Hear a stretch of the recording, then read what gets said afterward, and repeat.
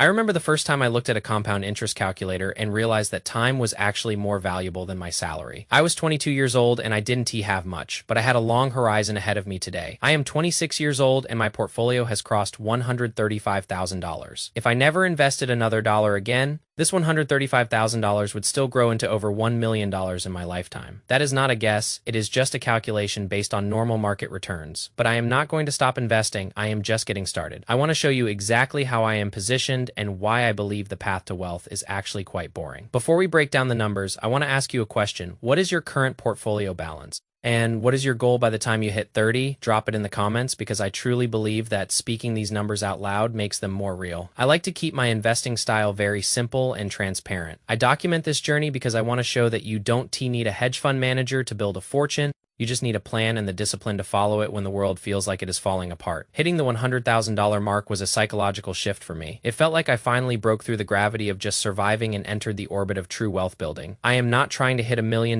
in 3 months or 6 months. I am letting time and the math of the market do the heavy lifting for me. I am not a financial advisor, and this is not financial advice. It is just a look at my own strategy. Let us look at the math of how $135,000 becomes $1 million. If the market returns 10% a year and we assume inflation is 2%, the real return is about 8%.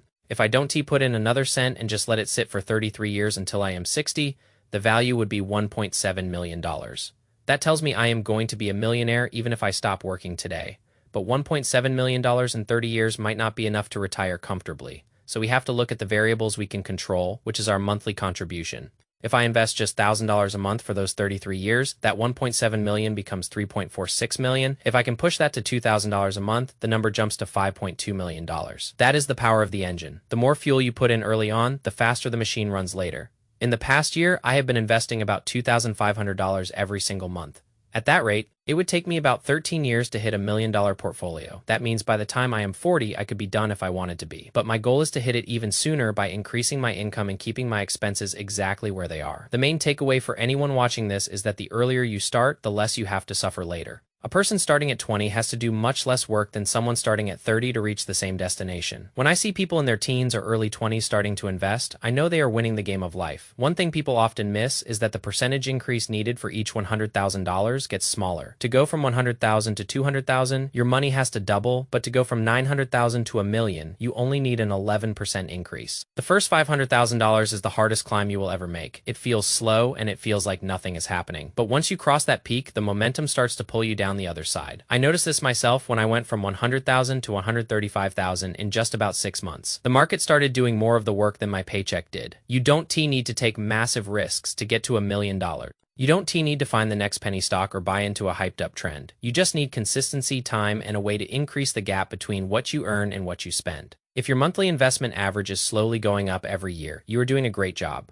Now let us look at my actual portfolio breakdown so you can see where the money is. My total investments are a little over $135,000. The largest piece of the pie is $98,000 in the SP 500, which I hold through the Vanguard ETF known as VO. That is about 72% of my total portfolio. I love the SP 500 because it represents the 500 largest companies in the country. It is self-cleansing, meaning the losers are kicked out and the winners are added automatically. Next, I have $24,000 in SHD, which is a dividend growth fund. This makes up about 18% of my portfolio and provides a consistent stream of cash flow. Finally, I have about $12,600 in VUG, which is a growth-focused ETF heavily weighted in technology. This is about 9% of my holdings. I used to own individual stocks, but I realized that I was spending too much time analyzing companies. I sold all my individual positions in August and moved everything into these 3 ETFs. Now, when I get paid, the decision of where to put the money is already made. I put some into my 401k and the rest goes straight into VO. If we break it down by account type, my brokerage account is the largest at about $68,000. My Roth IRA is at nearly $40,000 and my 401k is at $26,000. The brokerage will always grow faster because I can put as much as I want into it every year. The Roth IRA has limits, but it is the most valuable account because that growth is entirely tax-free. I plan to max out my Roth IRA the very first week of January in 2026. My 401k is going to get a big boost next year because my company match finally kicks in. That is essentially 100% return on my money before the market even moves. I keep my strategy boring because boring works. The SP 500 is the benchmark that most professional money managers fail to beat over the long term. If they can beat it with all their resources, I am not going to try to beat it with a laptop in my bedroom. The reason VUG is a small part of my portfolio is because I know the market moves in cycles. Tech has been incredible lately, but there were periods like the early 2000s where tech was dead for a decade. By holding VOOD, I am automatically positioned in whatever sector is winning at the time. The reason I hold SHD is for the psychological win of the dividend. I get over $200 every quarter just for owning the fund. I reinvest that money immediately so that next quarter the check is even bigger. It also plays defense.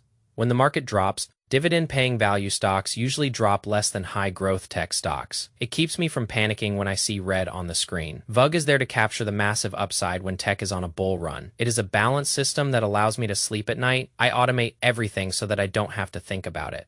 I am not sitting here wondering if a stock is overvalued or if I should wait for a dip. I just dollar cost average every single paycheck. I don't T-hold a lot of cash because I want my money working for me as soon as possible. I have an emergency fund, but everything else goes into the market. Waiting for a 20% drop is a loser-esque game because the market could run up 50% while you wait. My strategy for reaching $1 million is built on 3 pillars. The first is a high savings rate. I try to save and invest between 30 and 40% of my take-home pay. This is the engine that drives the whole machine. The second pillar is consistency. I never miss a month of investing, no matter what is happening in the news. The third pillar is keeping it boring. I don't look at my accounts every day and I don't follow the hype. I have a win-win mindset when it comes to volatility. If the market goes up, my net worth increases and I am happy. If the market goes down, I get to buy my favorite ETFs at a discount and I am also happy. Either way, I am winning because I am looking 30 years ahead, not 30 days ahead. When people are fearful, I try to be disciplined. The next $100,000 will be faster than the last because of the math of compounding. My income will also likely increase as I move up in my career, as I earn more. I don't increase my lifestyle, I just increase my contributions. Time multiplies every decision you make today. $100 invested at 25 is worth far more than $100 invested at 45. I am focused on the future and I am constantly looking for ways to improve the gap. I am not here to brag or show off. I am just a 26-year-old analyst who realized that the math of wealth is accessible to anyone. I want this to motivate you to start your own boring journey. Don't worry about what other people are doing or how much they are making. Just focus on your own progression and your own numbers. Think about where you want to be in 10 years and start building that reality today. I hope this breakdown was helpful for you. If it was, I would appreciate a like and a subscribe. I am going to keep documenting this road to $1 million so we can see how it plays out. Take care of yourself and keep your eyes on the long term. I will see you in the next one.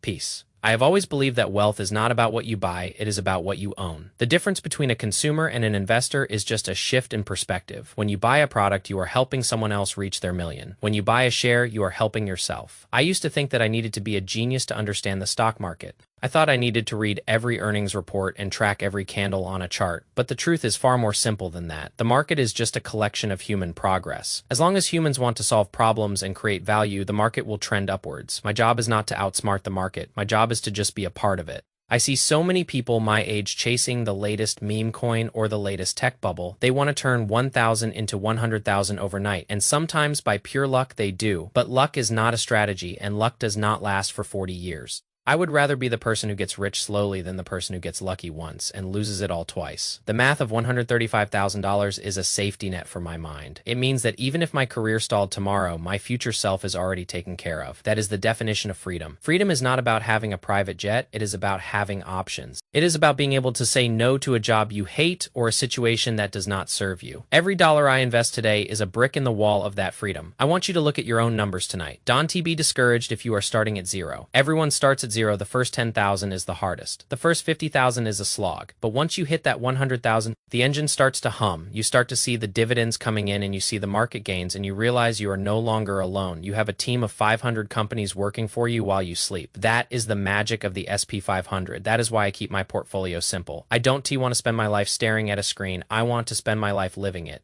I want to go for walks and read books and spend time with people I care about. I can do those things because I know my investments are working in the background. The math of wealth is not a secret. It is just a discipline. It is the discipline to not spend what you earn. It is the discipline to keep buying when everyone else is selling. And it is the discipline to wait. Waiting is the hardest part of investing. In a world that wants everything now, being willing to wait 30 years is a superpower. I invite you to join me in this boring journey. Let us build something that lasts. Let us build something that gives us the life we actually want. It starts with $1, then 10, then 100, and eventually the math becomes inevitable. I am grateful that you are here with me on this path. I am grateful for the community we are building. We are the generation that is going to change the narrative about money. We are not going to be defined by our debt or our consumption. We are going to be defined by our ownership. Thank you for watching this deep dive into my portfolio. I hope it gave you some clarity and some confidence. Remember, The best time to start was 10 years ago, but the second best time is right now. I will be here every step of the way. I will see you in the next video. Peace. I often think about the psychology of the dip when the market drops 5 or 10%. The news makes it sound like the end of the world. They use words like crash and bloodbath and panic. But if you are a long-term investor, a dip is just a sale. Imagine if your favorite clothing store had a 30% off sale. You would be running through the doors, you would be telling all your friends. But when the stock market has a sale, people run away, they sell their shares at a loss, and they vow to never invest again. That is the emotional trap that keeps people poor. I have trained my brain to see red as a green light. When I see my portfolio value go down, I don't feel fear, I feel opportunity. I know that the companies in the SP 500 are still working. Apple is still selling phones, Microsoft is still selling software, Amazon is still delivering packages. The value of the companies hasn't changed, only the price has. And price is what you pay.